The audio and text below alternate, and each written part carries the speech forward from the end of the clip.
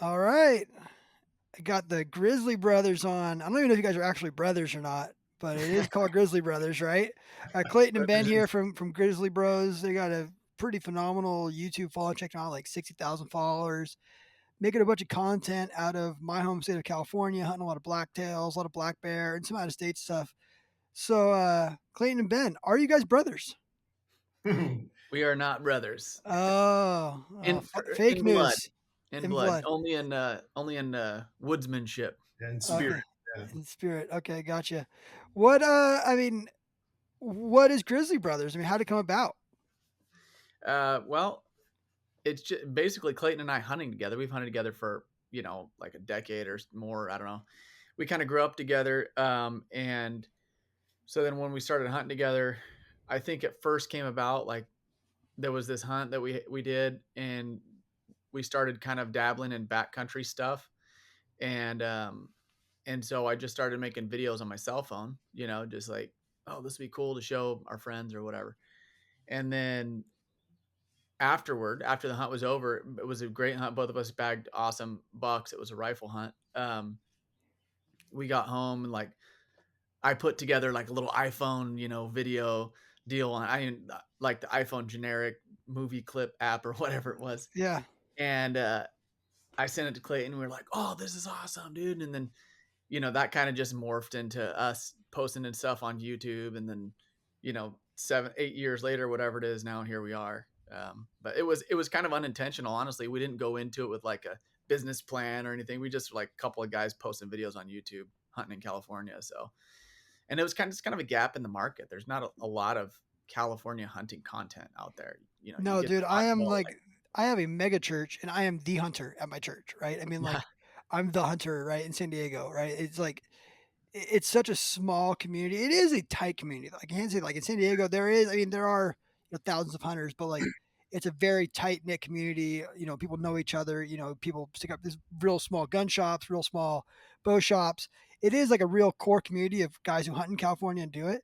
But we're all kind of in the same boat. We're all kind of dealing with like very mismanaged game, Mm. Yeah. terrible tags. I mean, terrible hunting.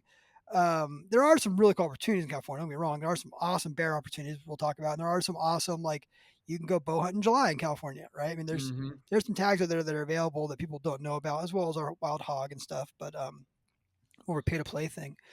But yeah, there's not a lot of guys doing California stuff. I'm sure you guys follow Bow Disciples. You guys follow James Visser at all Yeah, I do. in San Diego? So he's a good friend of mine. So he's another California guy that's just blowing up. I mean, he's got like 100-something thousand Yeah, followers. he's killing it right now. He's got a big shoot. Yeah, he just did like Cameron Haynes' podcast. The guy's just elk shape. He's all over the place. He's a hoot.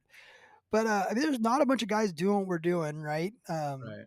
Coming out of California, and everyone coming from California is left, right? I mean, you look at all these companies. They've like Buck Knives. I grew up with Buck Knives. They're in Idaho now, right? Or Weatherby. They left and they went to Wyoming. It's just everyone's kind of just leaving the state and going. I mean, It's Burger not Bullets came to super California. business friendly. Not very business friendly, and definitely not firearm hunting related friendly at Right. all, right? Right. Yeah. No, But definitely. like you said, there's this solid fraternity of hunters, and it is a tight knit community, and that's kind of where we kind of carved out our niche.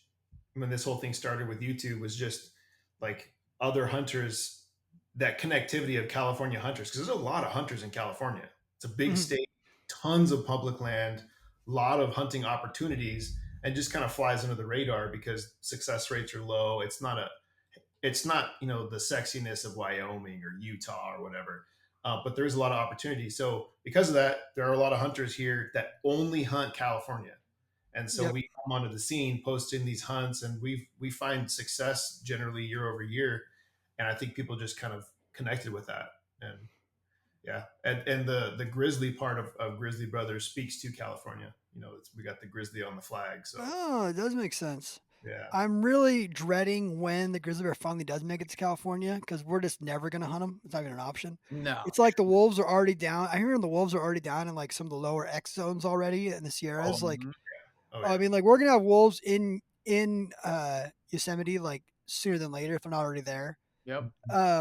And it's just we're never gonna stop it. So yeah, the grizzly bear thing's kind of a hoot because it's like I wish they would just drop it off like in the redwoods outside of San Francisco for a little bit and then see how much they like it. You know what I mean?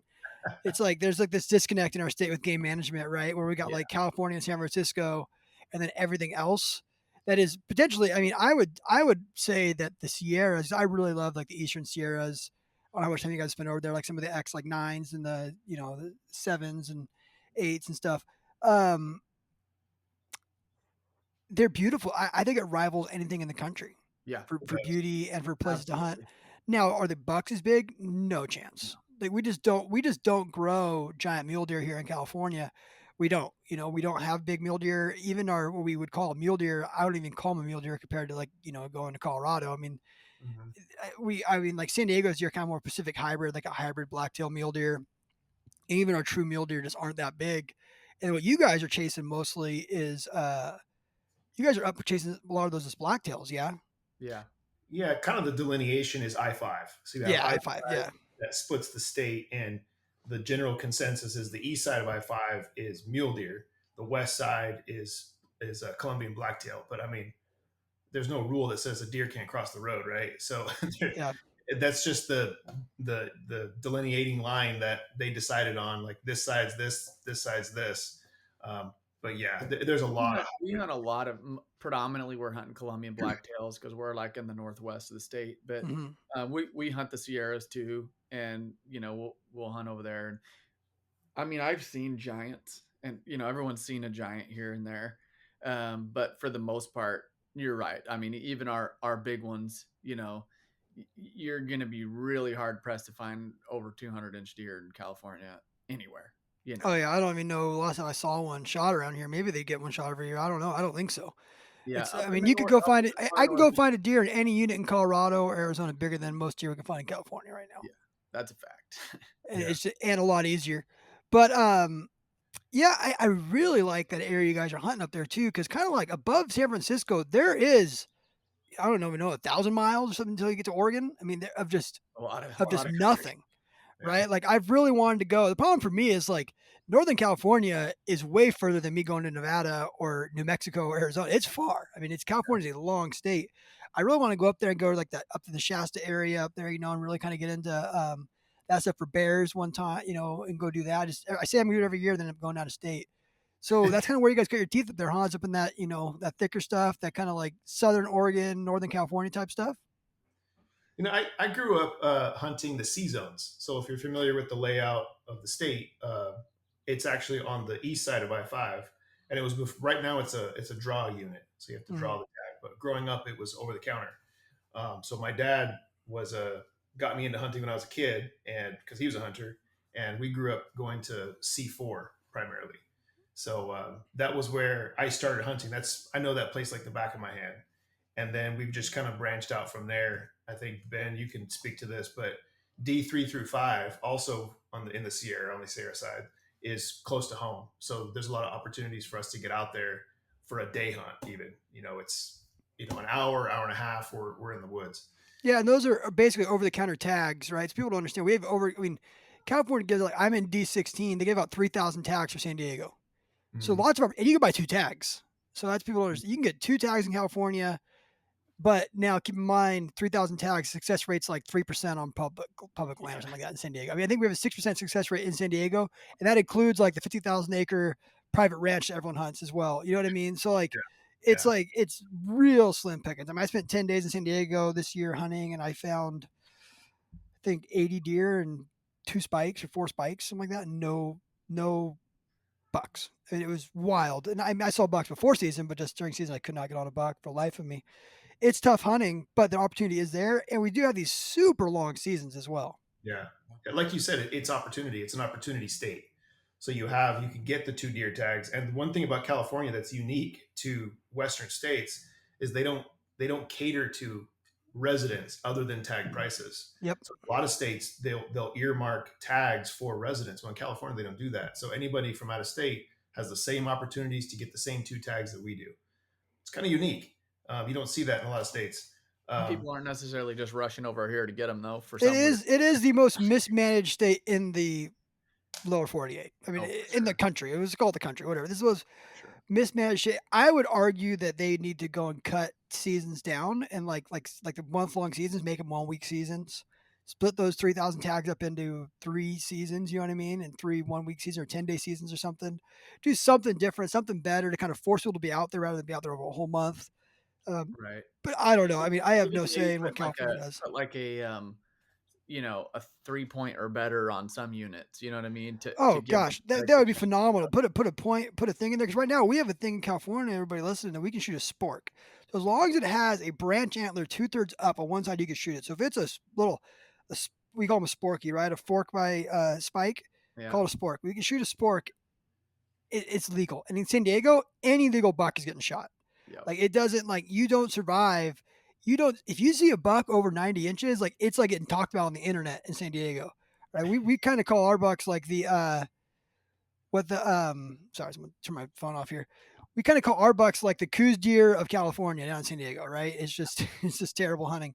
But it could be managed a lot better. And we could and another issue we run into, especially down where we are, is the fire controls is so terrible Mm. in the state and everything's so overgrown that we can't get bucks to go. Are you guys doing all that up there with you guys as well, or more open up there?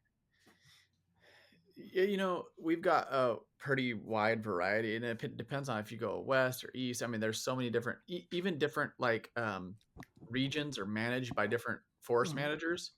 So one region will be managed completely different than another within the same area, kind of.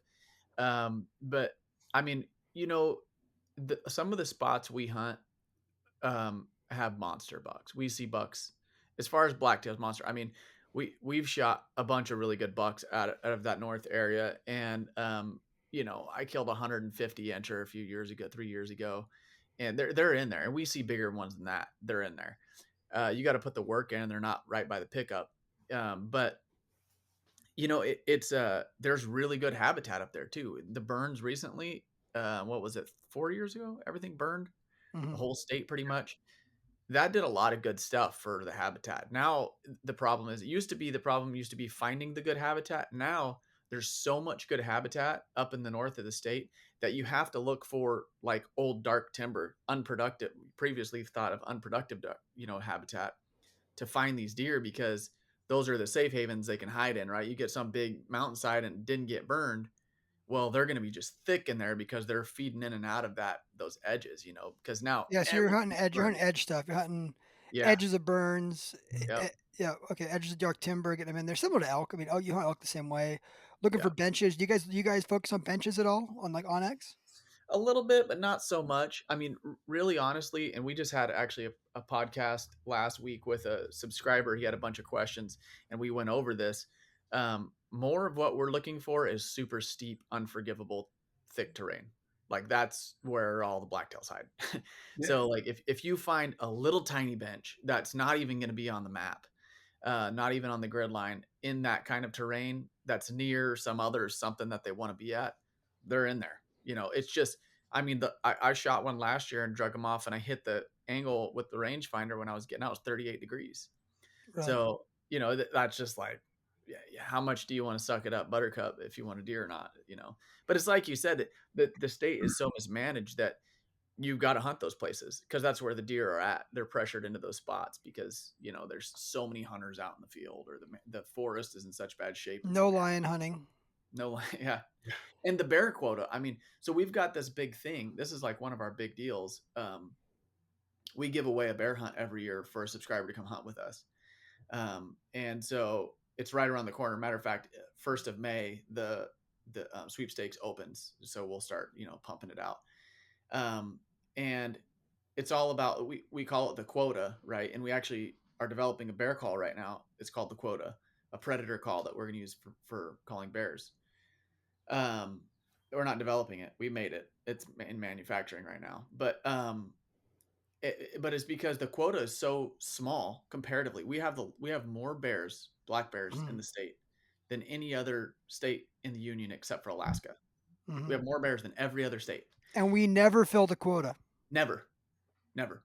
It goes open every year since hound hunting stopped in whatever it was, 1997 or something. Last I've year we just got over 800 bears. This quota is 1,700, and we had a little over 800 bears. I mean, that's just pathetic. Yeah, I've heard some stuff because they are going to do some stuff to change that, and I have heard some grumblings about a spring season, which would just be life changing for me. I Oh, would be so amped on a spring season. I Yeah. would be so pumped with that. But I don't think it's going to happen. But I have heard they've even talked about doing some dog stuff, but the dogs won't be allowed to kill. They have to like chase and then Right. just scare dogs. I know everyone in Tahoe's Mhm. all up in Harassment arms. dog. Yeah, they're harassment dogs. They're going to run dogs, but they're not allowed to kill the bears. I don't know because they're having. What's happening is we're not killing all these bears off. Places like Tahoe, they're having all kinds of bear encounters and bear problems. Mm. Yeah. There's just thousands of bears in Tahoe, and we're not allowed to, hunt them like you're supposed to, and they're overpopulating. So they want their cake and they want to eat it too, and they can't. So there are some changes coming to the bears. I think this year. Well, I think one of the major issues with the bear, so the quota used to be filled every single year, and when they would hunt hounds, right? Because hounds are so stinking effective. But since the hounds went away, people are just bumbling around in the woods, and when they see a bear and have an opportunity, the odd opportunity, they shoot the thing. But so Clayton and I have kind of, come into a little gold mine in calling them in.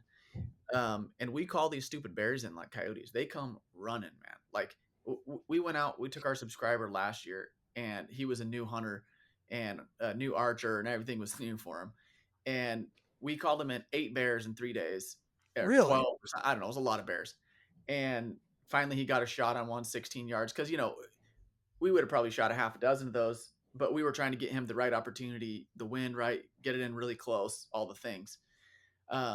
So it's deadly. Calling them is deadly effective, and that's why we made this call. We're actually partnered with Born and Raised Outdoors on it, and we're going to be releasing it here in May 1st. So, but the calling, I think the calling could change the game for California. We could start filling that quota every year if more guys stick this call in their pocket and start calling these bears in because it's Really? easy. Oh, I've it's kind easy. of heard mixed reviews on calling. I know like Lampert is a big fan of calling. Like he even calls lions in.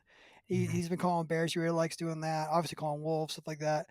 But you're finding it effective. I've heard mixed things. Like it can be and it can't be. Well, every time we've seen a bear, we've called it in. Every So single you time. have to see the bear. Is what No, you're going No. out and you're blind calling as well. every time we've seen a bear, we've called it in. Most of what we do is blind calling. What we'll do is we'll go into a basin or to a ridge line and we'll blind call for half an hour. If nothing comes in, we're going to go to the next spot. And maybe we'll walk a quarter mile, or we'll drive over to the next ridge or hike the next whatever. That usually we're blind calling, but I'm just speaking to the effectiveness of a call. Every time we've seen a bear, when we've called it, it's come running. Because I mean, it's within usually a couple hundred yards because it's a lot of thick country that we're 200-300 yards. We're seeing these bears, and never fails. They come in. Yeah, and I So, mean the effectiveness of calling them, honestly, like I've called a lot of coyotes in the past, and calling these bears, at least in areas we know there are bears, right? You got to know they're like it's an area there's bears, find some sign or whatever. But I mean, it is probably what Clayton, like 30 or 40% of our call sets we're calling bears in. I'm not kidding. It's insanely effective. Really? Yeah, Now is this like a jackrabbit distress call or it's a fawn. yeah. you got a fawn distress call? Yeah. Just So run that thing. we've talked to biologists in the state, and I've actually read articles about other states where this is a similar problem. But fawns, the biggest predator to deer is bear in the state. It's not mountain lions, it's not coyotes, it's bears. I've heard They that. will they will When wipe when out. they drop. When they drop, they just go Yep. crazy on them. Mhm. Yep. Yeah, I've seen videos of it, and they can smell so good. They can smell a doe that's about to drop a fawn, so they'll just follow the doe. The doe will drop the fawn. In that first few days after birth, before the fawn can move quickly, they're open. It's open season. I've heard of them taking the fawn out of the like they're having birth and they're taking the baby. I mean, with bears. I wouldn't doubt it. Yeah. Fall. Wouldn't And that's doubt it. kind of why that's why deer and elk drop at the same time because it's like they just fill the bears up. It's like a Inundated. numbers game, right? Yeah. And they're trying to get it done that way. Really, I didn't realize you're doing that good calling them. I would think you're more spot and stock glassing. I know that when I do, I'll use fawn and stretch for once in a while, but I feel like I'm always calling in does. I mean, there's no bears in San Diego. We did see one this year in Palomar. I didn't see one. It's been on some cams. We've had one down in San Diego this year, coming out of San Bernardino or something. But man, every time I do that fawn distress, I get deer. Do you guys get deer running in like crazy on that thing? Time, dude. They They'll go charge crazy you. for it. It's hilarious. Yeah. Do you ever call bucks in doing it? Clayton has. You called that one in, That's remember? right. Yeah, I was predator hunting after the season had ended, so it it was like second week of November. So rifle season, it was in the D zones. It had just closed the week before. Mhm. So I'm pumping the predator call and I hear crashing coming up below me. And I thought it was a bear. So I'm getting ready to shoot. And it was a buck just came charging in. He had two does with him. I don't know what got him riled up, but yeah, he came in on a string. So Yeah, I've it's done it a bunch with the predator hunting, and I'll look to my right, and there's a deer just staring at me like 5 feet from me. Like, what the heck? Because a lot of them, they come in real quiet, the deer. You Yeah, do it turkey hunting too, right? You're turkey hunting, you look to your right, and there's a deer there or a coyote. You get coyotes all the time too, right? You look over, and all of a sudden there's a freaking coyote right they're next to just you, all looking at you, like, what the curious heck? or whatever's going on. Yeah. there's nothing like calling an animal. Doesn't matter if it's elk, turkeys, bears, whatever it is. There's nothing like speaking the animal's language and then responding to it. Whatever it is.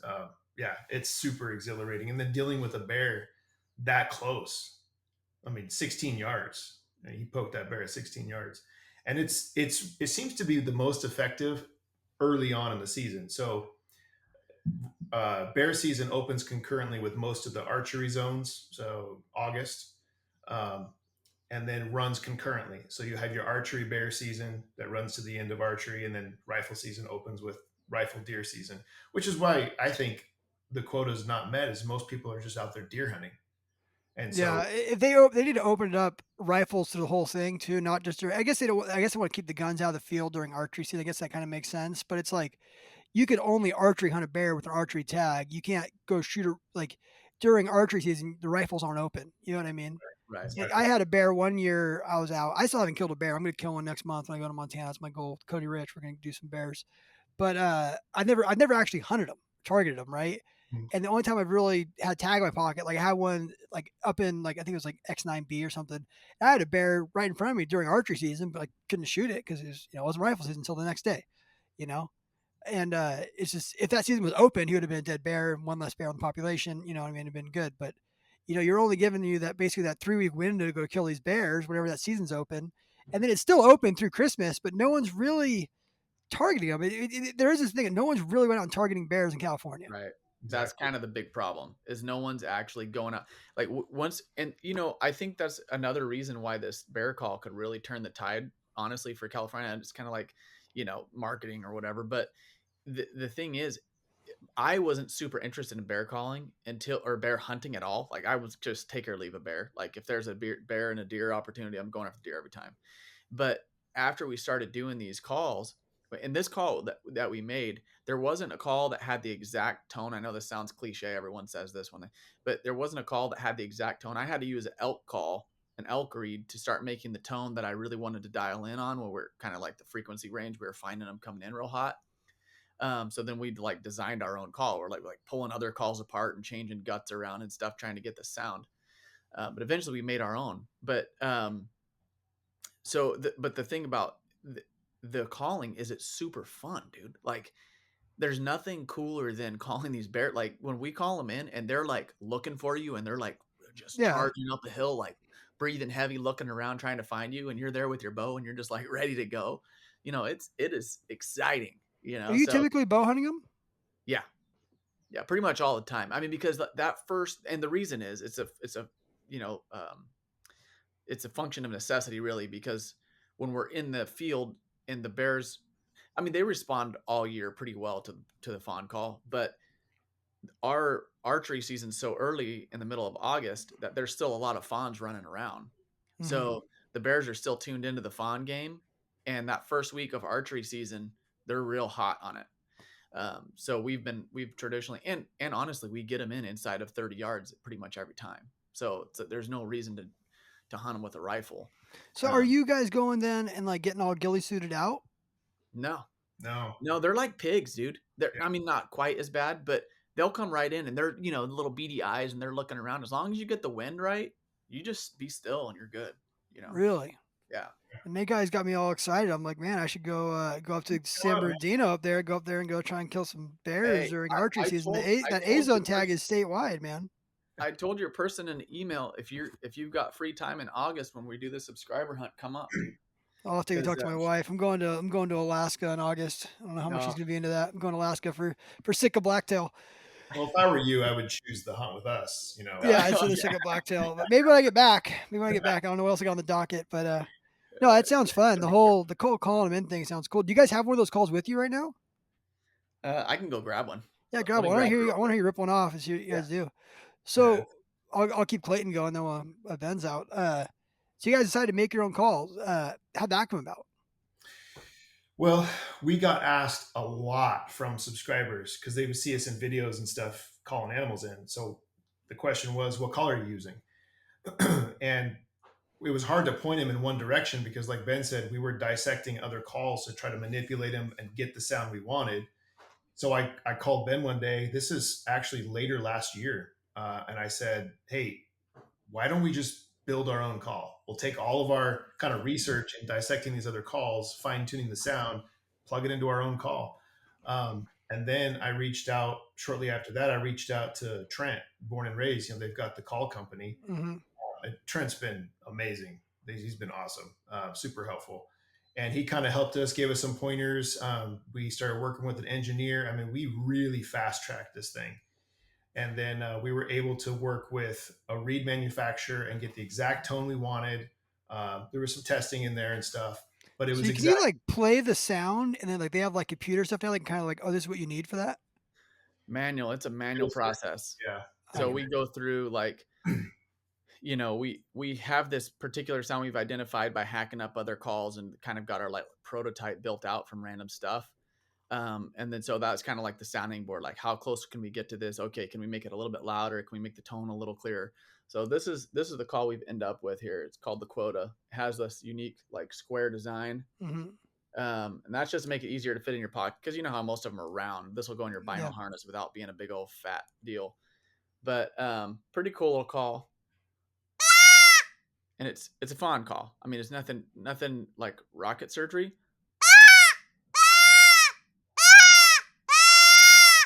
And that's it, dude. I mean, but if you go blow like 10 fawn calls, you're gonna hear one that's more raspy. You're gonna hear one that's higher pitch, one that has like a really weird kind of tube sound.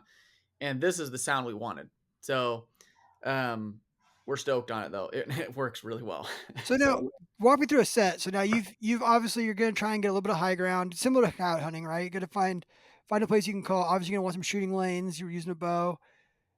Now you said 30 minutes. Are you doing like four bleats and then waiting 5 minutes, four bleats, waiting 5 minutes? How do you do it? Are you just blowing for 30 minutes straight? no, it's a lot like a coyote set. If you're blowing a call, you'll blow for a minute and then give it 2 or 3 minutes, and then blow for a minute and give it 2 or 3 minutes. And it's a lot like elk hunting, you not in that regard. It's more like, coyote hunting in that regard. But as far as like picking your lanes, getting in a good spot, checking the wind, all the normal stuff. Um, and then you want to think through it before you get there and find like, okay, is this like a bear kind of, is this south facing bedding bear? A lot of times in the middle of the day, we'll go to areas that we think that bears might be bedded in, those south faced but timbered areas they like to bed in. Or then, you go to those north face grassy areas early in the morning or late in the evening and call them out of those spots. But so you can use it. The cool thing is you can use it all day long. There's no like prime time as long as you kind of know where they're going to be hanging out and you just call and move. And then boom, there they are. They show up. And they'll come from long distances. So that's why half hour minimum. Because last year, the first call set or the second call set we did of the hunt, we were there for like just under half an hour. We got up to move, looked back, and there was a bear standing there like 150 yards. Well, that bear had come from who knows where up the canyon, and we blew it because we stepped out too soon. Yep. So yeah, you got to give them time because they'll run, and then they'll stop and sniff and listen, then they'll run, and then they'll walk, and so they'll come at their own pace. Some it's a dead run. Some they're just lumbering. So everyone's a little bit different. Another set we called. It was actually the set where Nate, our subscriber, he killed his bear. So he shot his bear, and we sat down to just kind of give it some time. And while we were sitting there, another bear came in. So this is like 10 minutes after the shot. We had stopped calling because he had shot his bear, and here comes another bear. So we got another shot on a second bear within 10 minutes. So yeah, you never know. But we usually give it at least a half an hour to give them time to come in. Yeah, I tell people all the time because you take people predator hunting, right? It's one of those things where it's like nothing's happening until it does. And I tell them all the time. I'll tell my kids. I'll be like, we probably called in dogs today. you just didn't see them. They saw us, or they circled us wrong. I mean, like a lot of Mhm. times you're calling stuff in and you don't even know it, right? I mean, things are coming in and they're winning you, they're coming in. Like nothing's sometimes you get that dead run where they're just like, kill me, you know what I mean? Like sometimes they're just Yeah. coming, right? And it's just like all of a sudden they're there. And that's cool thing Yeah. about predator hunting too. It's all of a sudden they're just right there. Like it just Mhm. they just show up out of nowhere sometimes.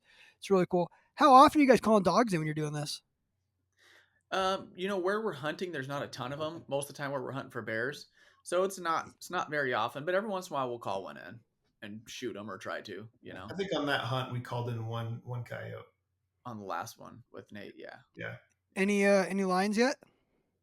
No, I've surprisingly. done a lot. We've done a lot of bear calling, and we've never called a lion in. So maybe the lions are just smart enough to know. Like we're not, like you said, we're not geelied up or anything. So maybe we've called lions in, like you said, they've seen us and they're just like, yeah, no, I'm not gonna do that. I'm convinced that every time I go out to San Diego, a lion sees me. Probably. There's Probably. so many. You know what's funny is I never see lions, and I saw 4 of them in the wild last year. I mean, Whoa. we 3 of them in Colorado, 1 in Arizona, but like it's just I never see them. It was the first time seeing them, and it was yeah, so 4 of them last year. First time ever seen them in the It's a wild. pretty special deal. They're crazy critters. They're I mean, super cool critters, man. I wish we could hunt them here. I wish I could hunt them out of state and bring them back. That's what's frustrating for me is that you can't even bring them back. So even if I go hunting legally, I can't bring ridiculous. it back. And in my position, like I'm just not going to go do it. It's just not worth it to me. Yeah. But man, like I really would love to go chase those things and hunt one. And getting one spot in stock is definitely high on my list right now of things I'd like to do at some point in my life. So might move out of California to do that, but we'll see. Who knows? They're so elusive. They're so elusive. Dude, they're so elusive and they're so big and they're just killers. They're just apex killers, man. They're just so awesome. They're super cool. The interesting thing is we recently had a podcast. We had Howell on our podcast Hmm. a couple months ago or I need something. to get those guys on. I don't know how I haven't had them on yet. I need to do that. They're awesome, dude. They're great guys. But we were talking about the bear lion problem, and in California, a lot of people don't know this, that the bears are actually crushing the lions and the deer because the lions they can kill whatever they want. They can kill a buck, they can kill whatever they want. And then the bears just steal it from them. Yep. Because the bears can climb trees, they can go anywhere a lion can go. They just sniff out the kill, or they'll follow the lions around until they kill, and then they'll steal their kill. So the lion will get one meal out of a kill, and then bears have got it, and they've got to go kill again. So now the proliferation of the lion bear, problem is causing even more. Lions are killing twice as many deer, but not they're not eating them. The bears are taking them. So essentially, the bears are still causing the problem. If the bears Yep. weren't there, the lions would be killing half as many deer. So it's a really interesting, dynamic. Yeah, and there are a lot of them. I need to get a California bear. I need to just every year I say I'm going to go do it, and then I don't do it because it's like, oh, I'll go get a tag somewhere else, or like, yeah, I'll go in December because you can hunt them up until December 31st, right? Yeah. And are you guys? I mean, are you guys ever hunting them like spot and stock, glassing for them at all, or no? We do sometimes, but we usually, when we see them, we call them in. So Yeah. it's like It's our go-to. I mean, How long have you guys been doing the call thing? A few years or like a 5, while. 6 years. Yeah. 5 or 6 years, really? So that's you guys. You guys pretty much just always calling for them and killing them. You guys are killing bears every year. Oh You know, yeah. I've never killed a bear with a rifle because Really? I'm always calling them in during archery season. Yeah, there's a lot of traffic in the woods in California in rifle season. And There is a million people in the woods. yeah, and like these aren't Tahoe bears, generally speaking. So they're skittish. They're really skittish, more skittish than deer. They catch your wind, they are gone. So you get all that traffic in the woods, and they're under pressure big time. But during archery, there's, gosh, like a fifth or less of the traffic of the hunting traffic, and so they're kind of just doing their normal thing, and it's a really great opportunity to go after them. Yeah, and the archery. I mean, the other thing is archery is before the bird season as well, right? You're not running into all the upland guys out there, the quail guys, the dove guys, the duck guys, the everything else guys. Yeah. Yeah. So yeah, I Mhm. do notice that. All archery hunt, and that's when I was seeing most of my bucks this year was during archery season. I just never got the deal closed on them. That's pretty neat, man. You hunt some tougher archery country down there, though. Oh, We're San hunting like Diego's terrible, dude. yeah, I we're wish I hunting had like some. big woods up here, so it's Yeah, we got more opportunities to San stalk. Diego's terrible, dude. It's just thick, but it's something we could do. It's something to do, right? So it's like Yeah. I'll get out, 3, 4 days a week sometimes in San Diego and go hunting, whether it be coyotes or birds or whatever. Yeah. It's just something to do. You gotta take what you can get, right? Sorry Yeah, for but yawning. the Uh, Opportunity's an opportunity. Yeah. opportunity, and I just like being out in the field and testing stuff. You know what I mean? You know, you just learn stuff. I tell you what, you think of my Onyx maps, and San Diego is just like a one big red pin. I mean, I've got pins from the border, literally the border wall to, Palomar Mountain, just all the way up in the Riverside right there. It's just pins, pins, pins, and just you got to find them. And I think with San Diego, a lot of it is a little bit of luck involved in that as well. We really need to get you guys hooked up with James Visser, man, from Bow Disciples. We should get him on with you guys to do one of these bear hunts with you guys, man. He'd be all about it, and he's a big archery guy. I've been wanting to hook up with him for a little while, and just haven't had the opportunity to make the contact. But When yeah, we get off, I mean, he's a good friend of mine. Lives down the street from me. He comes over to my house all the time. His archery shoot is in a couple of weeks. I don't think it's sold out now, but we'll get you. We get you on the James. He goes up north every year and goes hunts in the A zone for deer in like July, right? And I'm Any sure of he'd it? be into doing a bear. He'd be way into that, Have you ever hunted up north, like the northern half of the state? Never. Just for ducks. I've done waterfowl stuff right up there. Like, what is that like above Redding up there? What's all that called? They're like the Delta, right? yeah, you talking about like south of Tule Lake or the Klamath Basin Yeah, or the whatever? Klamath Basin right there. Yeah, I've done a lot of ducks up there. Like, go do the specks and do the snow goose and some honkers. But I mean, that stuff dried up so much. I haven't been up there in probably 5 years. Yeah, that's like a desert now, It's dude. just like a All the desert. It water. was so good, and now it's just California screwed it, like everything else they do. So I haven't been back up. I mean, the last time I went, it was like I was flying all the way up to San Diego and getting two ducks. I'm like, I can go do that. I'll jump shooting ponds in San Diego. So what's the point of Yeah. flying up here and wasting, $1,000 a person to do this? Yep. No, totally. Well, yeah, there's a lot of opportunity up here. Stay in touch on it. Come up and hunt with us. But Yeah, it'd be fun to go up there and do it. Go ahead. I wanted to circle back around to you mentioned somebody did, maybe it was Ben, Howell and the work they're doing. Oh, the legislation about bears. Yeah, So when we were talking to Mike from Howell about all this legislation, so one of the big part of the bills that's on the table right now. So if you're unfamiliar with it, listening to the podcast, go check it out.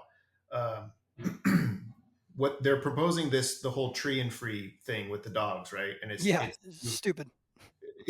well, the methodology is let's get bears afraid of people again. Like that's the idea behind it. But worked into that bill, it gives the commission the ability to create a spring season. So if this bill gets passed, then the commission can just instate a spring bear hunt season without having to go through the ballot box. Which So it's a big deal for hunters. It really is, and it's a Dude, win. no ticks and way better weather than freaking Montana or Wyoming. We're gonna get people will be crawling in here. Man, I, There won't even be bears available in fall for you guys. that's all right. There'll be lots of nice big bucks then. Yeah. yeah, exactly.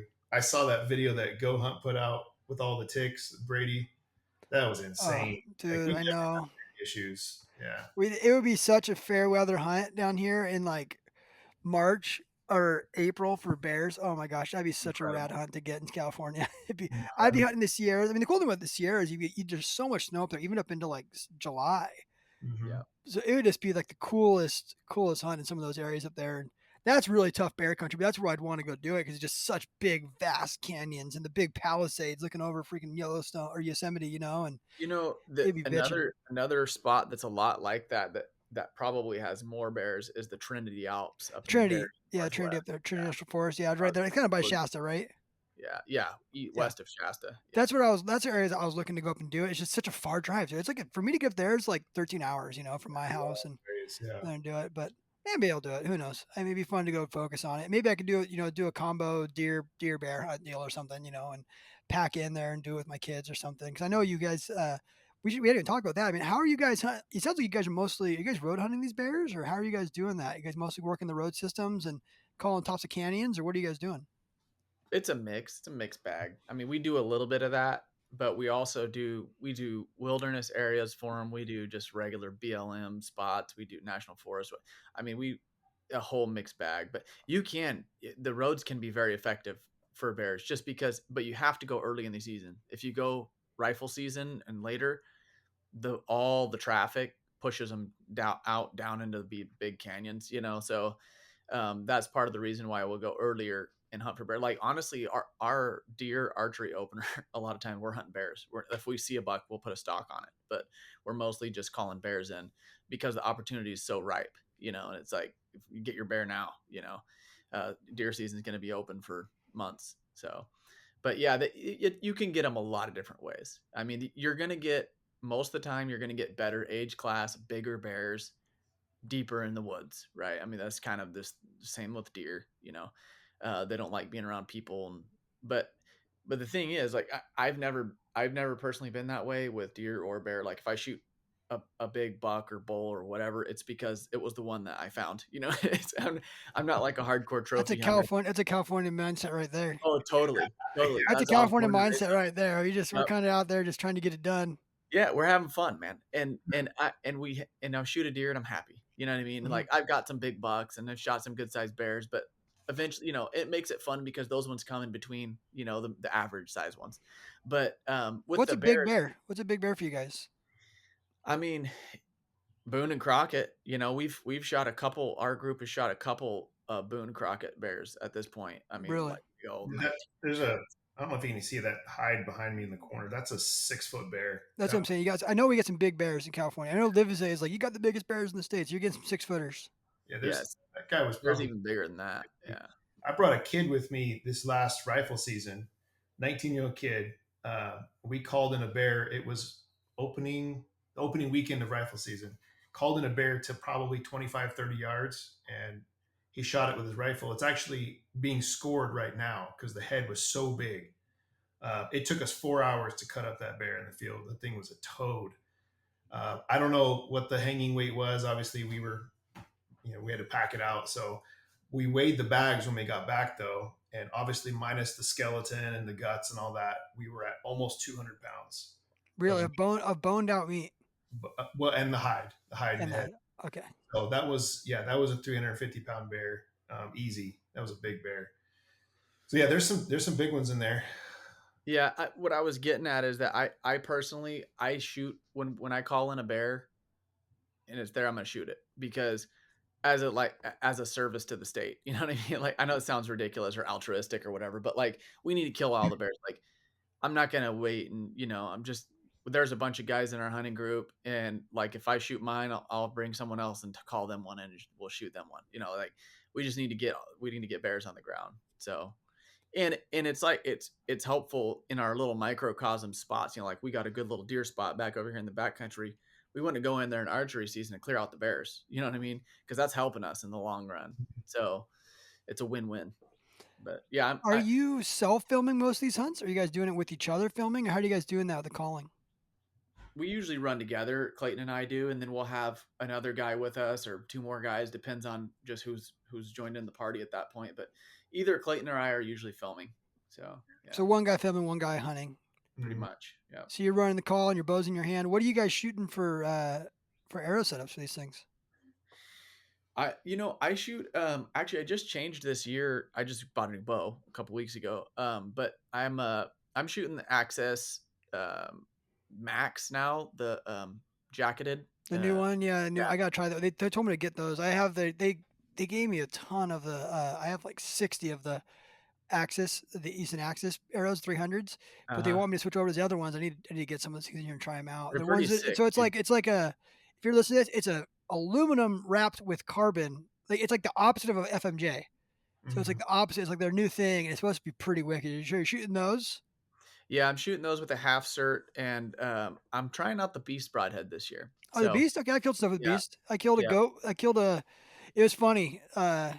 I shot a goat with a Beast and a goat with a. I had random broadheads in my quiver this week, and I've killed goats with four different broadheads since I've been over here.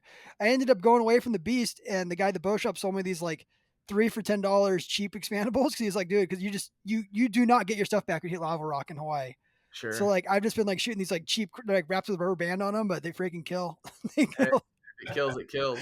I can't say the one shot was 84 yards and it was like a little bit low and right, and I was like, that was the arrow. Like I knew I was solid, and it was like, because they don't fly like a Beast does. But those Beasts, man, they are wicked, man. I got to meet Josh at a TAC event, and despite all the guy obviously comes with a lot of controversy behind him, but dude, the nicest guy in the world. Yeah, that's what I've heard too. Nicest guy in the world, and just those broadheads are wicked. My only complaint about them is like you put them in your quiver sometimes and they pop, right? And then like putting them back is tough. That's So scary, bro. That is it's scary. scary. And Josh just grabs him like, oh, I'm like, dude, Josh, like, how am I? I'm going to go through my fingers and be out here with like, no fingertips left. Well, So I'm I always scared actually, that it's gonna pop out, like, and hit me when it comes out because they oh, come out dude, so quick, you just be cut to the bone.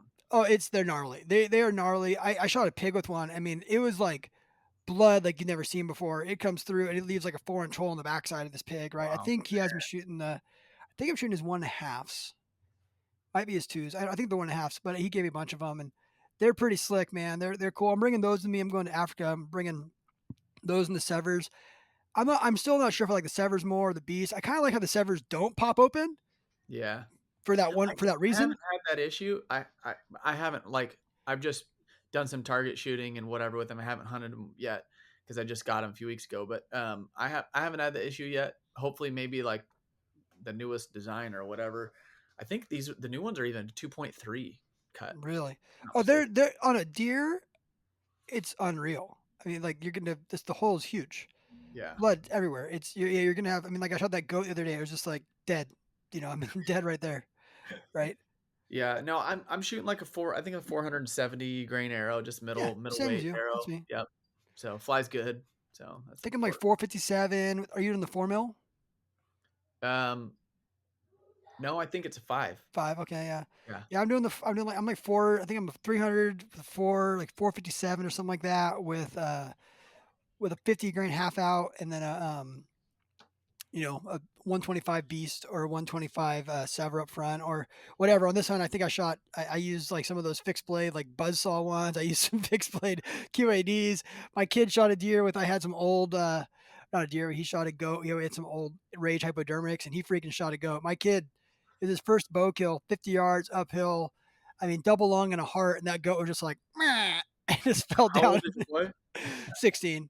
Nice. He Very he just freaking roped this goat, man. It was pretty cool. I wish I had it on. I have filmed him right afterwards, but like we were actually on the beach, and we were hiked into this spot, and we were kind of. He was hiking around with no shirt on and freaking found some goats and got up there and he freaking just smoked this goat, man. It That's just cool. double lung heart, and that thing just died right there. But yeah, it's been cool just shooting stuff with all kinds of different broadheads. Kind of doesn't matter what we have.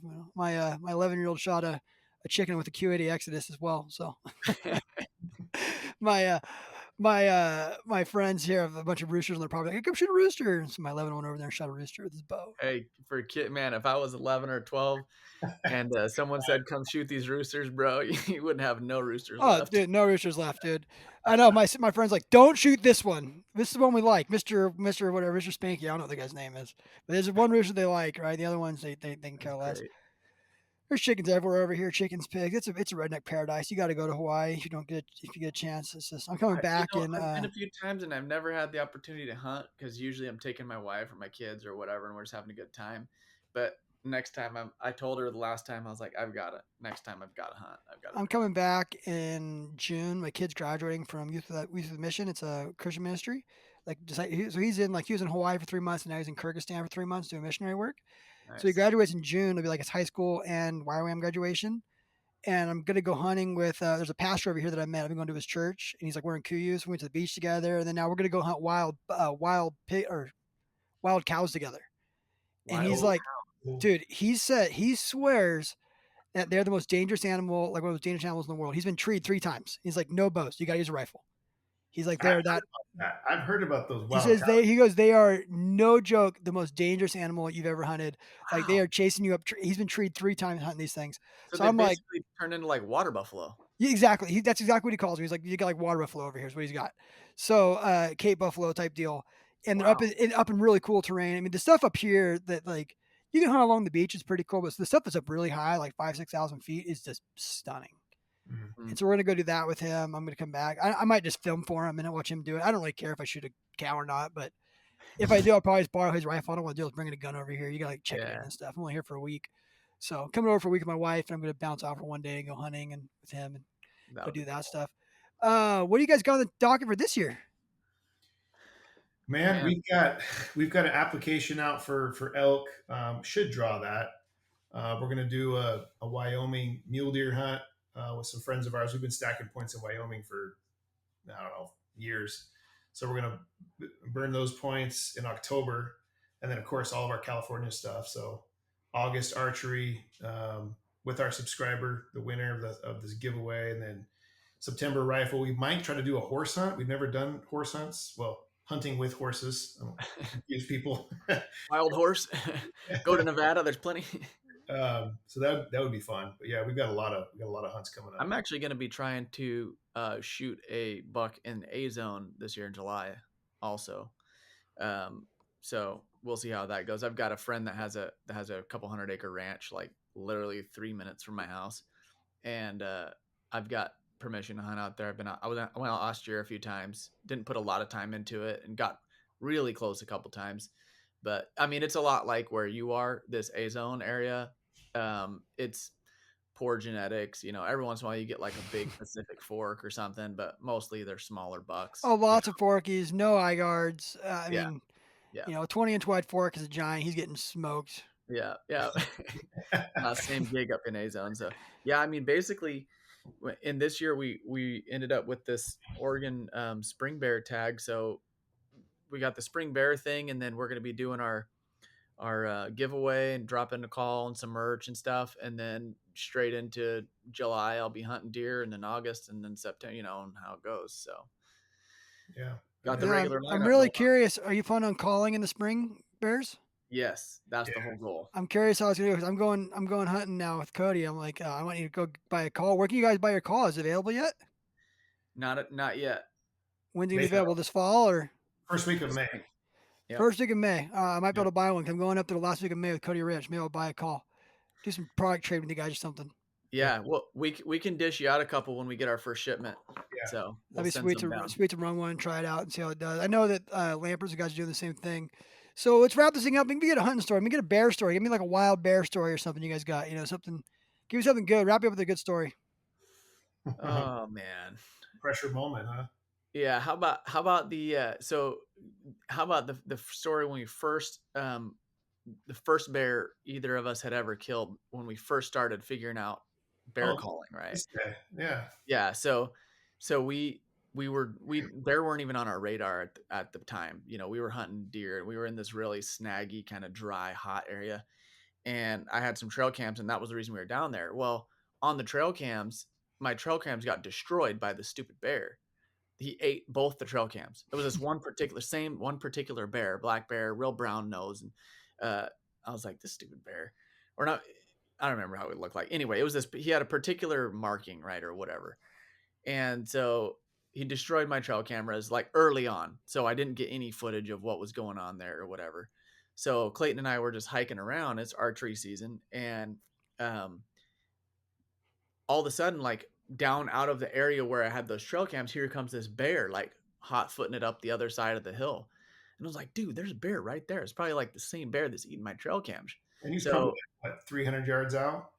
we were like, dang, he's gone. So we ran as fast as we could around this other ridge to try to get, we just had bows. So by the time we got to the next ridge, he was already going up the other side, Oh God, good luck trying to catch a bear that's on the Oh move. yeah. Those things, No. it's like an elk. So we were like, well, what?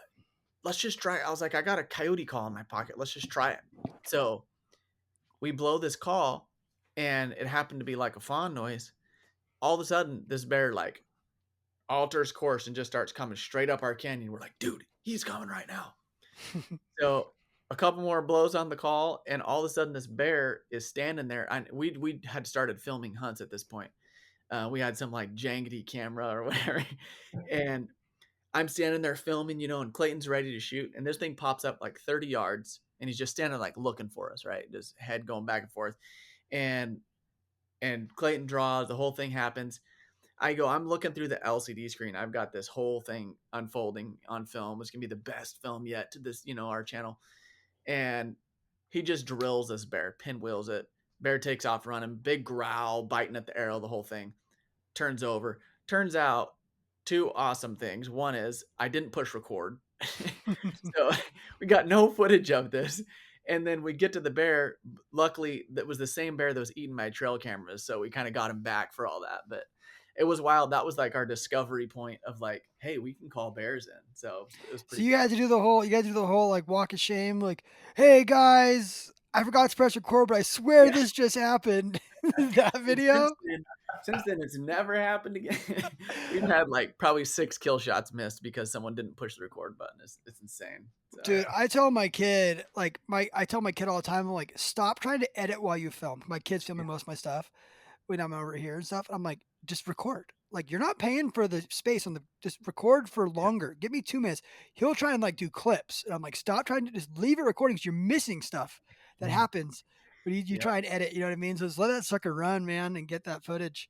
yeah. It's, recording's a whole other thing. I just bought, like, a Nikon Z9, like, $6,000 camera, like, the crazy deal, bringing it all over the place with me now and trying to film a lot of my own hunts, but, dude, Grizzly Brothers, man, you guys got me intrigued. Go buy a Grizzly Brothers Quota call, man. They're coming out in May. Will it be on your website or will it be on Born and Raised website? Both. I'm pretty sure that Tricer is on the Born and Raised website now, or will be. Cool. Don't quote me on that, but I'm almost positive that that was told to me on my Kern. So if That's it's awesome. not Born and Raised, get our stuff on your website. Yeah. Yeah, come on. Quit slacking, guys. I'm pretty sure it is on their website. So yeah, so Born and Raised, go get their call on their site or on the Grizzly Brothers website. Go give Clayton and Ben a follow on Instagram, and then where they're really prominent is YouTube. Obviously, 60,000 followers. That says something. 'Cause I'll tell you what, man, I don't even have 2,000 yet, and I'm pumping videos out like crazy. So I'm impressed You'll that you be there guys. before you know it. I Yeah. hope so, man. It's kind of like one of those things where you just do it, and you're just like, I just spent all this time in this thing, and I got 500 views, right? Yeah. But whatever. I got 3,000 views in my last video, and I'm like freaking pumped right now on my little There hunt you film go, I did dude. last week. So That's I'm trying solid. this new model of like these like little like 4 to 6 minute hunt films rather than these long ones. Nice. I do have a really sick one coming out this weekend though. My antelope hunt's really dope, and that's a long Cool. form, like 18-minute hunt film, I'll a have to check professional it one. out. Yeah. It'll be Definitely. good. But Well, one thing too, before we cut out, mhm. man, amazing stuff what you've done in the tripod world. So I Oh, have thanks, man. of like 5 tripods, and I decided after seeing some of the reviews of your stuff, I bought my first Tricer last year, so I haven't had it that long. And man, I'll never go back. It's a game changer. So yeah, It's shout out to you awesome. for the work you've done. It's inspiring. That's awesome. I appreciate it. Appreciate you guys. California love, huh? West side. Yes, sir. Yes, That's our sir. guys out there. Keep crushing, you guys. All right, Appreciate man. Thanks for it. see you later.